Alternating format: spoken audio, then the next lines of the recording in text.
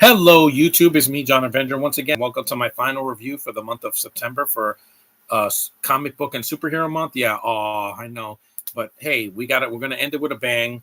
We got a 2023 animated direct video mystery film produced by Warner Brothers and DC, so it's a collaboration of the two.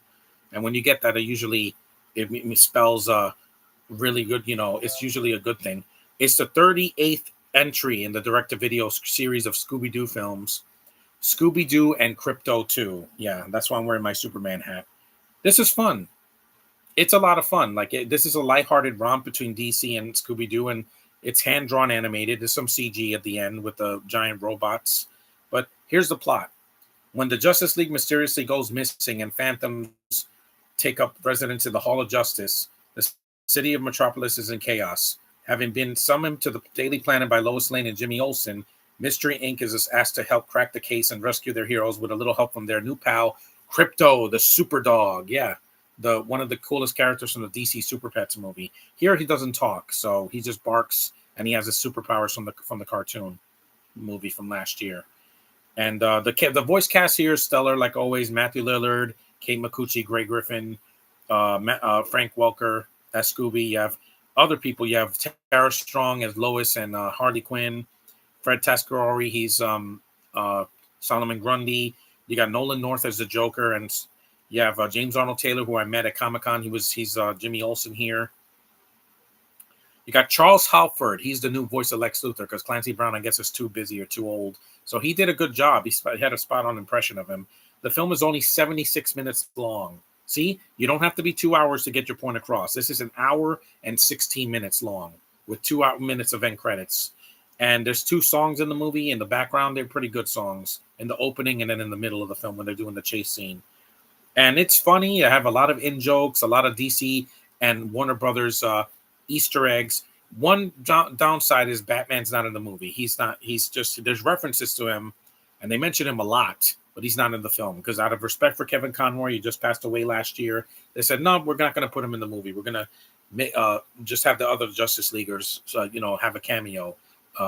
Wonder Woman, Superman, Flash. And I appreciate the ending where, I'm not going to say much. I'm just saying that Scooby, Krypto, and Flash get the last frame. That was cool. It's a nice send-off after what happened to DC this year. I mean, and this is a movie that actually succeeded. It came out, it got a good reception, and also it's really, the animation's good. It's not as nuts as Scooby-Doo meets Courage the Cowardly Dog. That one was way too nuts for me. And it has a plot, so it doesn't go in like tangents. Who else is in the voice cast? You have Victoria Grace as Mercy Graves, Lex Luthor's right-hand woman. P.J. Byrne as JB. And you have Nicole Thurman as Mayor Fleming. She's the black girl in the movie, who's not in the film that much. She's in like maybe 2 minutes of the film, in the beginning and at the very end. And it's, basic, DC stuff where, there's a big fight in the city. You've seen that. You have a chase scene. You have Krypto getting hit with kryptonite because he's also weak into the kryptonite. I really enjoyed the film, Spidey. Yeah, I would recommend it to DC fans out there. Josh, if you haven't seen it, I recommend this one. Go in with an open mind. Don't take your baggage with you. There's nothing toxic here. There's nothing gay here like they did last year. It's good. It's good, wholesome fun for the family. And it's got good animation, good voice acting, a easy to follow plot. It's not over 2 hours. This is not a $200 million budget. It's fine the way it is. And I'm glad that it came out because after DC's horrible year in the theater and on the CW, they finally got a movie that came out later this year that actually succeeded, because that Supergirl movie was earlier this year in February. But this one came out months after. And I'm glad that the movies it got released, because Batgirl didn't even get released last year. And it's a good film. If you haven't seen it, it's available to stream, to rent, and it was in development in 2022. It was allegedly going to be canceled as a tax write-off for parent company Warner Bros. Discovery cost savings, and the movie was leaked online. It was confirmed it was not canceled. A trailer came out back in July when San Diego Comic-Con happened, and it was released 3 days ago. So I got to stream it at home. And it's fun. I know the weather's really bad. That's why I wanted to stay home and see this.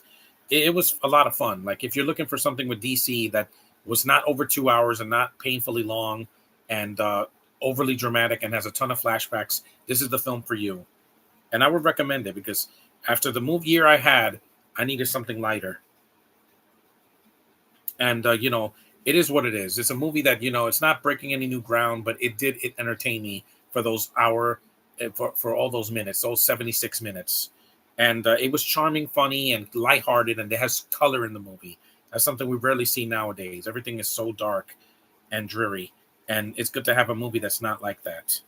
And that's why it works for me as a DC movie. Like I said, Batman's not in the movie that much. The Justice League are not in the film that much, so don't expect that. But and Lex Luthor, he does the same thing he's been doing in the comics for years. But it's worth your time and watch it for Krypto, the Scooby Gang, and the jokes and the inboxes and everything. The in jokes, because it's a lot of good stuff here. So that's my review of Scooby-Doo and Krypto 2. Thanks for watching. Acknowledge me, and I'll see you guys in October. I'm going to post some more reviews. In October will be the month of horror of terror. I'm starting with the Really Loud House haunted Halloween special Sunday, and then we'll see where it goes from there. So see you guys in the next one. Bye. End.